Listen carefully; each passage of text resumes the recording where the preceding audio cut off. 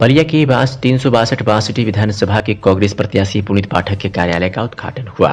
नगर पंचायत रेवती में bus stand के समीप शनिवार के दिन पंडित दीनदयाल तिवारी एवं पंडित अशोक पांडे के वैदिक मंत्रोच्चार के बीच कांग्रेस कार्यालय का उद्घाटन पूर्व मंत्री स्वर्गीय बच्चा पाठक के सुपौत्र एवं कांग्रेस उम्मीदवार पुनीत पाठक ने पूजन अर्चन के साथ किया। वही कांग्रेस प्रत्याशी पुनीत पाठक ने कहा कि 362 विधानसभा में 5 सालों से जनता के बीच में हूँ। सपा और भाजपा एक दूसरे को आरोप प्रत्यारोप लगाती है। विकास के मामले में शून्य है। बांसडीह की जनता से हमारा पुराना नाता है। हमारे बाबा स्वर्गीय बच्चा पाठक लगातार 35 वर्षों तक जनता का सेवा की है। इस बार बांसडीह की जनता पैरासूट से आए नेताओं को जवाब देगी। ये राजनीति है, कोई भी सीट किसी की विरासत नहीं होती है। मेरे परिवार में मेरे दादाजी स्वर्गीय बच्चा पाठक जी ने लोगों के बीच में संघर्ष किया, उनके मुद्दों पे खड़े रहे तो जनता ने उनको चुना। उनके बाद पिछले 5 सालों में मैं लगातार क्षेत्र में बना रहा। मेरी मेहनत को देखते हुए प्रियंका गांधी जी ने हम पे भरोसा जताया, एक इस उम्र के युवा पे भरोसा जताया कि वो लोगों के बीच में जो 5 साल रहा है, इसको अगर मौका दिया जाए, लखनऊ की पंचायत में भेजा जाए तो ज़्यादा अच्छे से इस क्षेत्र की आवाज़ उठा सकता है।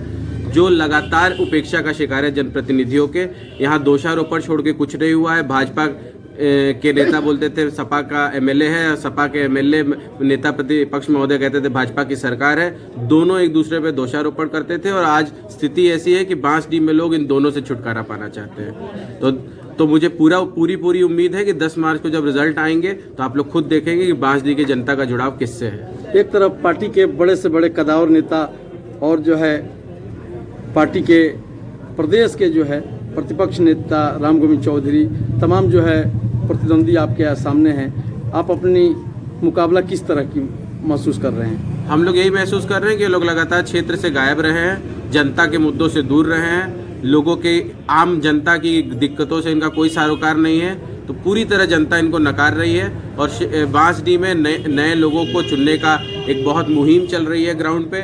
जो भले इन लोगों की महंगी गाड़ियों और धूल उड़ाती गाड़ियों के काफिले में ना दिखे, लेकिन भीतर जमीन पर जनता इनसे उब चुकी है और इस बार बदलाव चाहती है। 40% भागीदारी आपकी पार्टी की तरफ से, 40% भागीदारी महिलाओं को, मतलब इससे आपकी पार्टी कितनी मजबूत हो रही है? बिल्कुल मजबूत हो रही है। प्रियंका गांधी जी सबको बराबर मौका देने में विश्वास रखती है और आधी आबादी जो वंचित रही है अपने अधिकारों से, उनको सशक्तिकरण के लिए प्रियंका गांधी जी प्रतिबद्ध हैं। उन्होंने बताया कि हम जैसे जो महिला सताई जाती है, जिनके सुना नहीं जाता, जब वो खुद उनके हाथ में सत्ता आएगी तो वो समझेगी दर्द उन महिलाओं का जिनकी सुनी नहीं जाती, जिनको सताया जाता है, जिनकी दिक्कतें हैं, जो परेशानी है। तो वो शक्ति, वो जो ताकत है सत्ता की, वो उन्हीं महिलाओं के हाथ में देना चाहती है जिनको सताया गया है। बांसडीह की जनता से आप क्या अपील करना चाहेंगे? बांसडीह की जनता से अपील करना चाहेंगे कि पिछले इतने सालों से जो आपको ठगा जा रहा है, आप लोग आंखें खोलिए और इस बार सही मतदान कीजिए। सही प्रदेश अध्यक्ष अजय कुमार लल्लू जी और कांग्रेस का जो यहाँ प्रत्याशी है, 5 बार संघर्ष का हम ये कह सकते हैं कि आम जनता के बीच में नौजवानों के सवाल पे, महिलाओं के सवाल पे, सड़क के सवाल पे और तमाम जनता के बुनियादी सवालों पे जो संघर्ष किया है, ऐसे चुनाव का सिंबल, पंजा निशान कांग्रेस ने उतारा है भाई पुनीत पाठक के रूप में। और ये हम बखूबी कह सकते हैं। बाकी जिन लोगों का आपने नाम रखा, कल नगर विधानसभा के कॉन्फ्रेंस में हमने कहा था आप लोकतंत्र के चौथे स्तंभ हैं। कहीं राम गोविंद चौधरी और कहीं भारतीय जनता पार्टी, कहीं किसी का कोई मतलब नहीं है। ये लोग दगे कारतूस हैं। और उत्तर प्रदेश जोगी सरकार में पूरा जंगल राज में तब्दील है। कहीं एक विकास की ईंट रखी गई हो तो आप हमको बता दीजिए। हमारा जो प्रत्याशी है लगातार जनता के बीच में 5 बरस उनके दुख में, उनके सुख में, उनके संघर्षों में, उनकी लड़ाई में पुलिस की लाठी खाने का काम किया, जेल जाने का काम किया। और ये मुकम्मल मैं कह सकता हूं, जैसा कि आपने देखा होगा कि माननीय प्रियंका गांधी जी, उम्भा का मामला हो तो, हाथरस का मामला हो तो, लखीमपुर खीरी का मामला हो तो, तमाम जगहों के मामले को आप देख सकते हैं कि संघर्ष में और जनता के सवालों पर अगर कोई खड़ी दिखी हैं तो हमारी नेता दिखी है प्रियंका गांधी।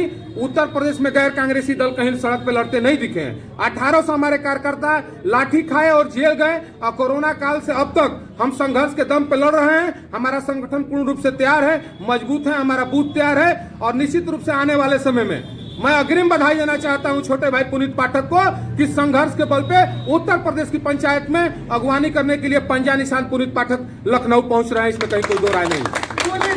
आपकी लड़ाई पूरे प्रदेश से है। 5 की विधानसभा में किस पार्टी से है? कहीं कोई लड़ाई नहीं है। मैंने कहा था बलिया के कार्यालय उद्घाटन में भी और आज भी यहाँ कह रहा हूँ पुनीत पाठक के और तमाम कांग्रेसजनों के बीच में, ये जो हमारे प्रत्याशी हैं गैर कांग्रेसी दलों के, ये दगे कारतूस हैं। इनका कहीं किसी जनता से लेना देना नहीं है। एक अंतिम सवाल जिला अध्यक्ष जी, धीरे धीरे कांग्रेस में भी खिसकन है। पोस्टर गर्ल जो पोस्टर चिपकाया गया था, 3 पोस्टर गर्ल कांग्रेस छोड़कर जा चुकी हैं, इस पर आप क्या कहेंगे? कहीं ऐसा कुछ नहीं है। हम लोकतंत्र को मानने वाले लोग हैं। हम लोग संविधान की रक्षा करते हैं। हम लोग राष्ट्रवाद और राम का नाम लेकर हम कहीं नहीं जाते हैं। हिंदू मुस्लिम सिख ईसाई आपस में सब भाई भाई लेके चलने का काम करते हैं। और ये बलिया जनपद में आपको बता देना चाहता हूं कि हमने बहुत बड़ी ईमानदारी के साथ 40% का यहाँ पालन किया है। 7 विधानसभा में 3 महिलाओं को हम लड़ा रहे हैं। आप 7 में से निकाल लीजिए कि 40% कितने पे पूरा होता है। और रही पोस्टर गर्ल और किसी का आने जाने की बात, ये महासागर है, आजादी से पहले की पार्टी है, सब रास्ता खुला है।